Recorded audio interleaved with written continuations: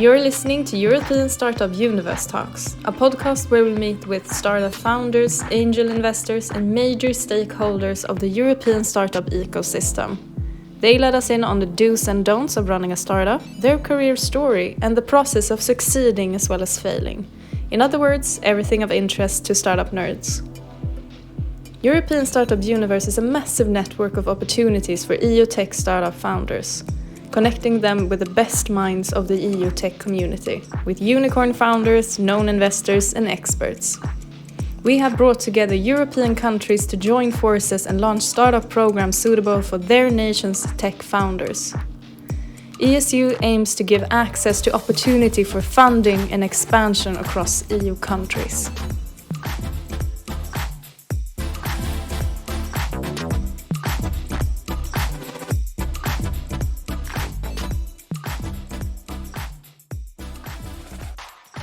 Welcome to European Startup Universe Talks. I'm Maritza, and today I'm here with Jerome, the founder of CaptainBook. Welcome. Thank you. Thank you very much. We can just start with, can you tell me a bit more about CaptainBook and what it is that you do? Sure.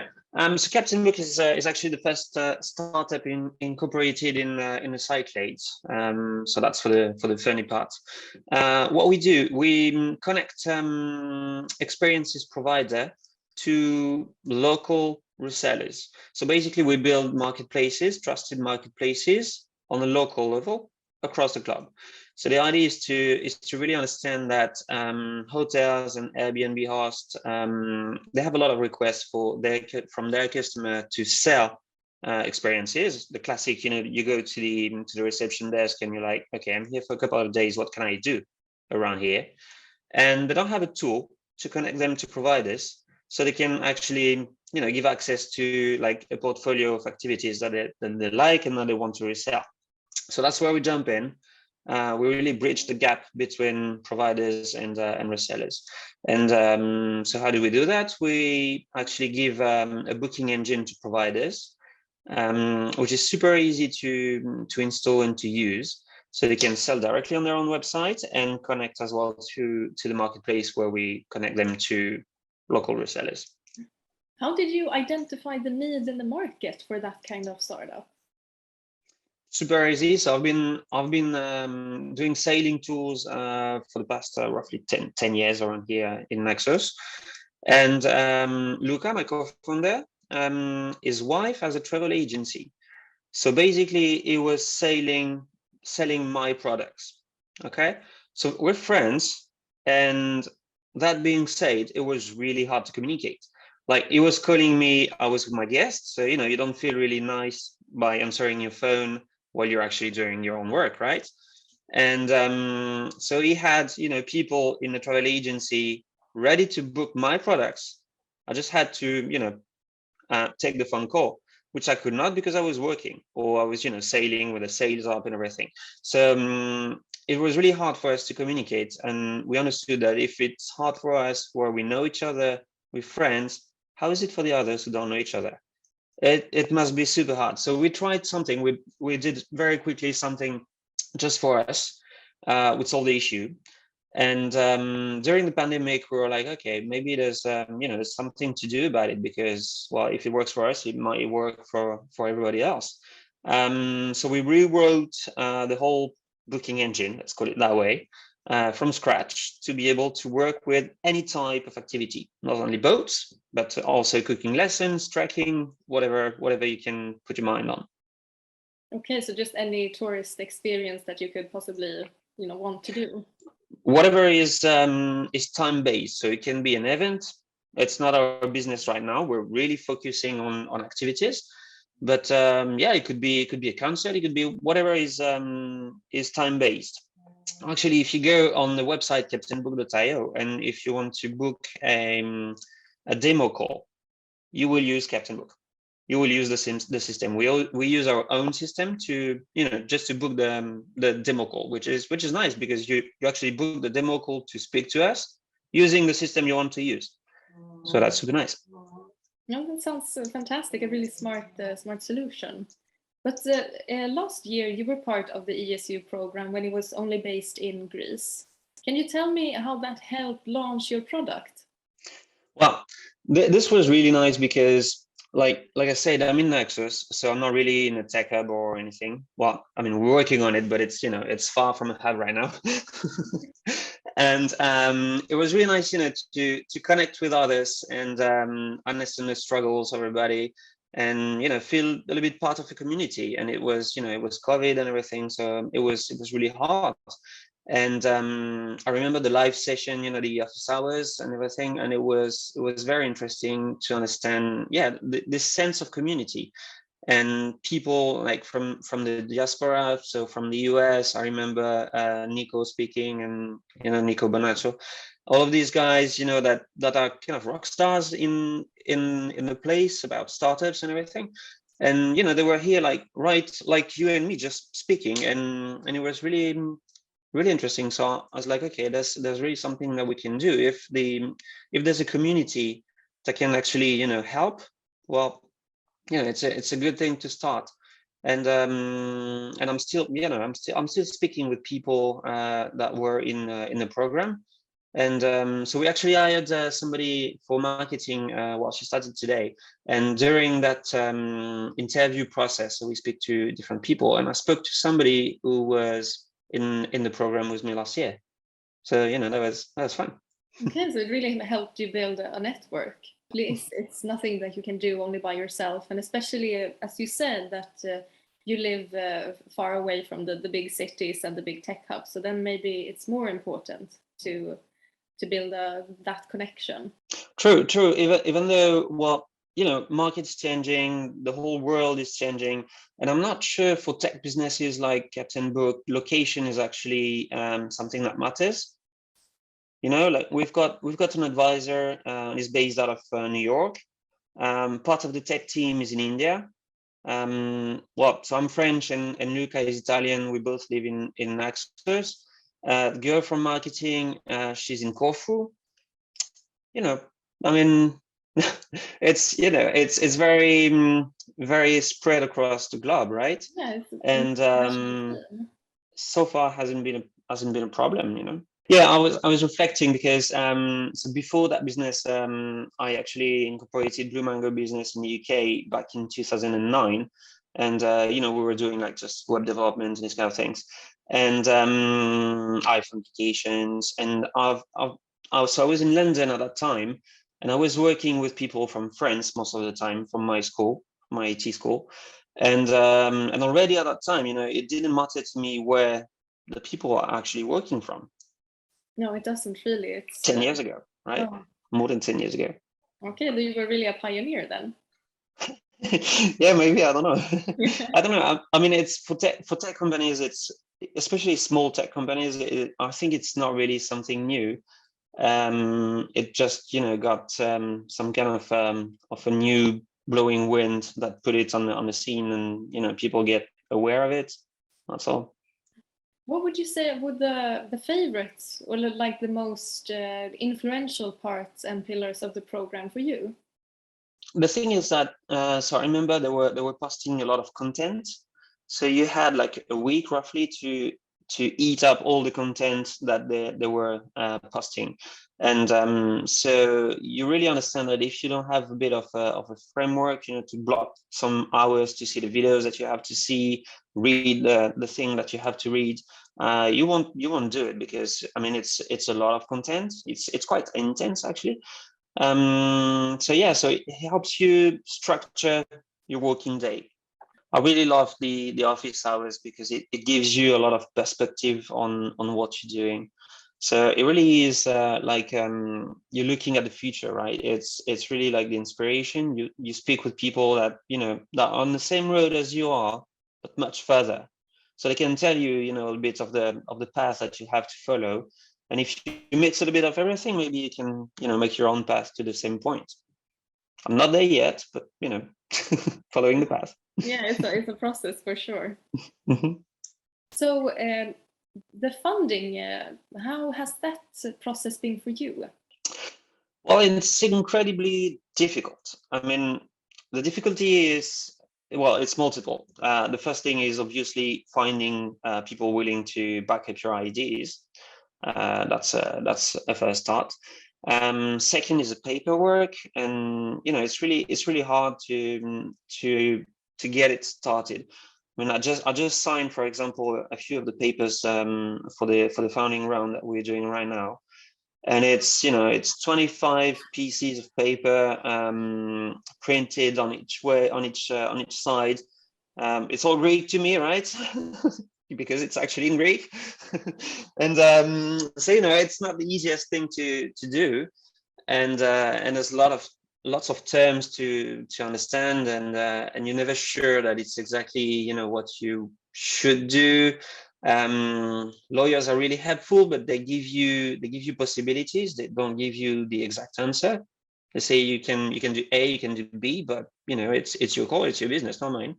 So so it's a lot of new data to get. Yeah. Mm-hmm.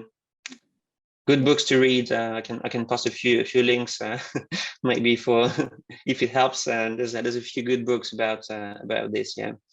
Yeah, absolutely. It's always good that you can never have too much knowledge. But yeah, that's for sure. But what would you say to others that are looking to get funded? Do you have any advice? Yeah, well, I mean, start early, work on it. It really is a lot of work. Pitch to everybody you see. Pitch to your dog. You never pitch too much. Pitch to everybody who's willing to listen to you, even though you're sure they will not invest. Build relationship. I've been pitching to funds in the US who invest minimum ticket of twice the size that we try to raise now, and it's okay. It will be helpful next year. So yeah, speak to everybody who's willing to listen to you. Work on your business plan, and on your pitch deck. Obviously, something that's beautiful to see is already something good, because I've seen a lot of pitches and they're like not very beautiful. Ours, the first one we did, was ugly, and but it was straight to the point, so it's already a good start.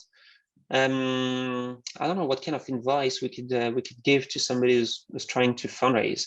Don't listen to everybody. Because like on the same days, I remember in the early days of the fundraising, so we met with a VC, and he said, you're asking too much money. And the next day we had another meeting with another VC, and he was like, you're not asking enough money. So one is saying you're asking too much, the other one is you're not asking enough, and you're in the middle, and you're like, but who's lying, right? So be strong with your convictions, and what you have in mind is better than anybody else. It's your business, and you have the answers. I can imagine it's really stressful hearing different advice and like trying to Yeah. that out, especially in the beginning. Mm-hmm, mm-hmm. What would you say are the hardest parts of being a startup funder? Is it the funding, or is it something else? No, funding is just a step. I mean, in the middle of it, but I see it just like a step, and you go through, and that's okay. I think one of the biggest struggle is mental health, where you start today, you're pumped, and you're like, yeah, I'm gonna crush it today, and then you get an email, and it's the 152nd no that you're having, and you're like, okay, well, that's going nowhere. So your mood is really going down and everything, and then you start again. So it's really a roller coaster, and it's not on a week basis. It really is on a few hours basis. So it's really hard for the mind. Yeah. So start your day with the same routine. It helps. Something that you can actually step on. Friends and family helps as well. Absolutely. I talked to a woman who is a startup founder in the mental health field. She was also a trained psychologist. She was also on our podcast. And she said that startup founders really, really need to be extra careful and observant of their mental health, because it takes such a toll on the mind to have these ups and downs. Yes. Yeah, that's completely true. I'll stick on that. Absolutely.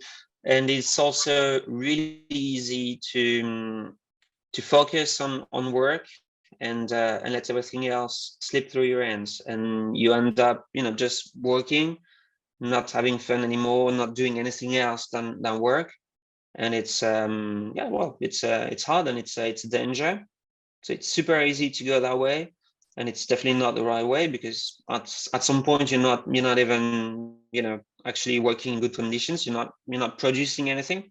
And so yeah, you have to always step back a little bit and see get time for yourself. And so yeah, I try to not work at all on Saturdays and Sundays. It's not always easy. It doesn't happen every Saturdays and Sundays, but most of the time I can not work, and I try to not even switch on the laptop, like no computer for 2 days. Doesn't work every week. I'm working on it. I can imagine, but I feel it's a very, very good start to begin with, at least not working on the weekend, because a part of being productive and getting things done is also to rest. True. Yeah. I understood that something that works very well for me is so stepping aside, going to the mountains, the sea, whatever works for you, but doing something manual. Like if you spend your whole week with your brain, doing something manual will help you ground yourself, and that works better. Yeah, that's a really, really good tip. What would you say are the best parts of being a startup founder? Well, you build stuff. It's incredible. So yeah, it's amazing. You keep building stuff that people are using, and you actually solve people's problems. And so that's gold. That's gold. When you see your customers and they're like, okay, you help me, it's something cool. And when you have a bit of time to take a bit, a step aside from work and see what you've built, it's incredible. Like today we did this presentation to the new girl to show her how's work and how's the product that she will be working on. So that was the first time for me since day one, actually, that I have a good overview of the product from somebody else, from my co-founder, from somebody else. And I was watching the presentation and I was like, man, that's a big product. There's a lot of functionalities in there. And we built it ourselves, so that's something to be proud of. Definitely. And how fun to have a moment like that where you really, it's like a receipt of everything that you have done. And sometimes I guess you can become a bit blind to it. Yeah, that's true. You're so in it, you don't take the time to, just one step aside and look at what you're actually building. If you have the head in the engine and you're doing stuff with the engine, you don't see the whole car. You're like, okay, that's an engine, but no, step aside. It's a whole freaking car.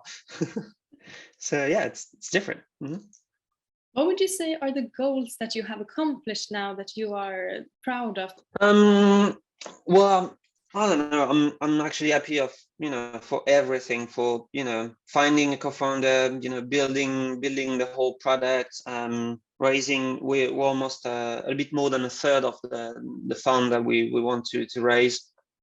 Everything is is great. It's a startup. So I don't know what's going to be about for tomorrow.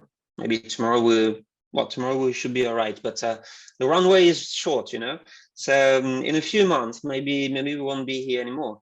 Maybe we'll be here stronger. We'll see. So every single step is a call for celebration. So yeah, I'm happy for everything I've done so far. I can imagine. What are your plans for the future and the goals for the future? So short-term future, we will finish this funding round and really hit our targets. So that's for this summer. A bit more long-term, we will develop the B2B, so the marketplace that we're working on, and we will give also a B2C aspect to it.